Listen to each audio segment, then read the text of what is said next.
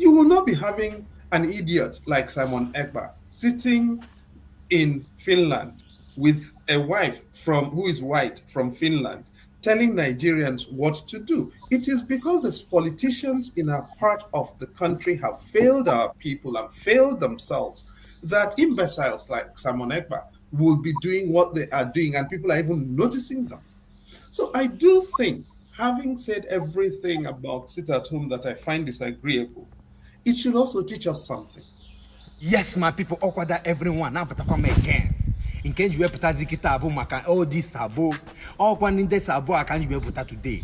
Mana I ain't in the Biafran neti hanawa. What share this life? How can I made this life? But that's okay. What share this video? If we share the video, you find the kumakaya. If case we destroy this only boy, this idiot and a oshi, that mama boy and kasi. Mane ego siria guana haina bia. Umu Biafra kusirike nana. Prof, I suppose you are a prof now. You are welcome to this platform. And Dr. Damages, thank you again for bringing another illustrious son of ours to be in this discussion. I listened to the portion of his talk before even this program, where he has to talk again for us to ask questions. I very much admired the points he addressed. And in this particular morning, I didn't come in on time, so I cannot really say much about the things he said before now. But the little portion I got, I have a concern. First of all, I don't think that it is okay for us as individuals to use our level of understanding and explaining things and make it general. It seems like from the examples he gave of goodness, yes, there's goodness all over the country. But I have a problem with where the people who he said, he used some, not the best description of what is happening, about the sit at home. Simon is not the name you called him.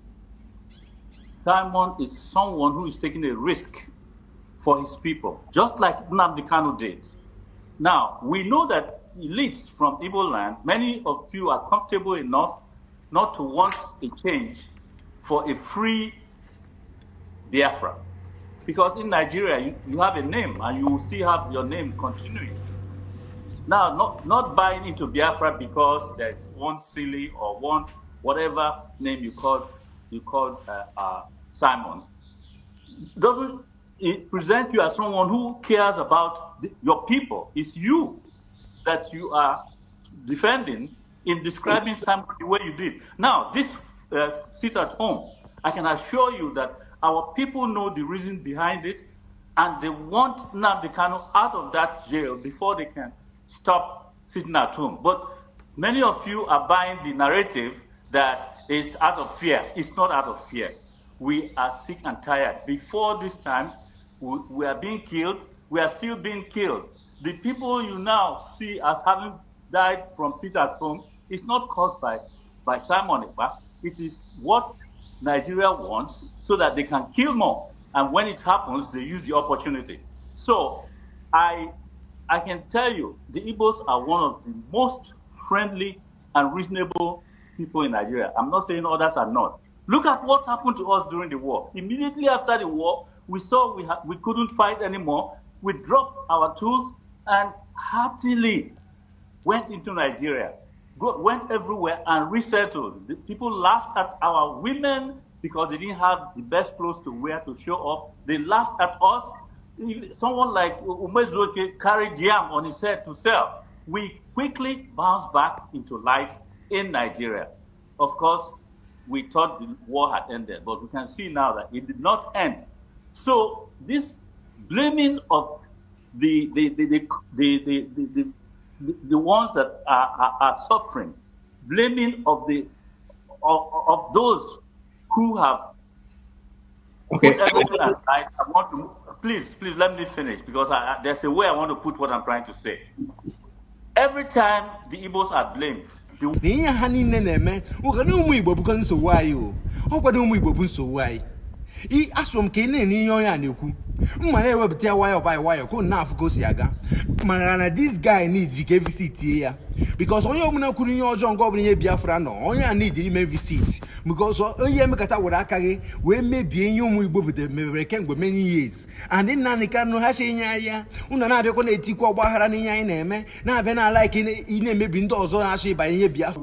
The one who is blaming them or the Biafrans, but more the Igbos, is always not looking at what psychologically has happened to Ndibo. And nobody has debriefed us of that. And we are still seeing the same thing we saw, the hatred and the killing that we thought was over. All right, thank you. Let's see. We have less than that. Okay, let me put the question. Let me put it in form of question. What do you want for the people who are now saying we want Biafra? Is it this thing we are in now, that we are being killed every day? We are able to change. The Igbos are able to, if you give them freedom, they will immediately change back from just the same way they changed into Nigeria to live a good life and everything. They will change. I think it's time for us to stop blaming the very people who are suffering the most in that country. Thank you. Let's see. Thank you. Please, if I call you, just be. Can I actually respond to? Okay, please. Baba, thank you very much, sir. I don't know where you are speaking from, but Simon Ekpa is speaking, and I called him an imbecile, and I stand by that. Yes. Okay. Yeah. Now, have that. By the way, my name is Chidi. I don't yield to anyone in my Igbo-ness. You're not more Igbo than I am, and I'm not more Igbo than you are. Okay? Now, I cannot tell you, if I tell I come from, and my parents lived in precisely the epicenter of the current crisis. If I tell you the amount of Ali Igbo Mjigorukoga in the last 3 months, I have covered over 350 kilometers on foot. Na Ali Igbo. Inugo? So I'm not going to take lectures from anybody on what is happening in the Southeast. I've come in from the Southeast to the United States this week. I'm going back to the Southeast. And I'm about Ali Igbo also. So when we come to this thing, let us all come to this thing as Igbo, and we understand what is going on. If you don't understand, I do. I have lost family, not 1, not 2, not 3, not 4, not 5. I have buried family. So you don't give me lectures about what is happening in sit at home. The first thing is, when we are talking about this thing, can we respect one another?